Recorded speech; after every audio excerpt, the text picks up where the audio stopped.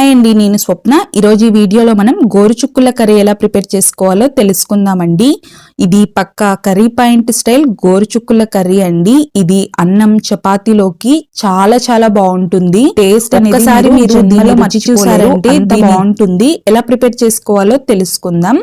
ముందుగా ఒక మిక్సీ జార్లోకి పావు కప్పు వేయించిన పల్లీలు తీసుకోవాలి. అలాగే 2 లవంగాలు, చిన్న ఇంచు దాల్చిన చెక్క, అలాగే పావు కప్పు కన్నా కొంచెం తక్కువగా ఎండు కొబ్బరిని సన్న ముక్కలుగా తరిగి వేసుకోవాలండి. అలాగే ఒక 8 లేదా 10 తెల్లుల్లిపాయల్ని పొట్టు తీసుకోకుండా అలాగే వేసేసుకోవాలి. అలాగే ఒక పావించు అల్లాన్ని పొట్టు తీసుకొని సన్న ముక్కలుగా తరిగి వేసుకోవాలి. ఇందులోకి ఒక 1 టేబుల్ స్పూన్ కారం లేదా మీ స్పైసెస్ కి తగ్గట్టుగా కారం తీసుకోవాలి. అలాగే ఒక 1 టేబుల్ స్పూన్ ధనియాల పొడి తీసుకొని మెత్తగా గ్రైండ్ చేసుకొని పక్కన ఉంచుకోవాలి. ఇక ఇప్పుడు కర్రీ ఎలా ప్రిపేర్ చేసుకోవాలో తెలుసుకుందాం.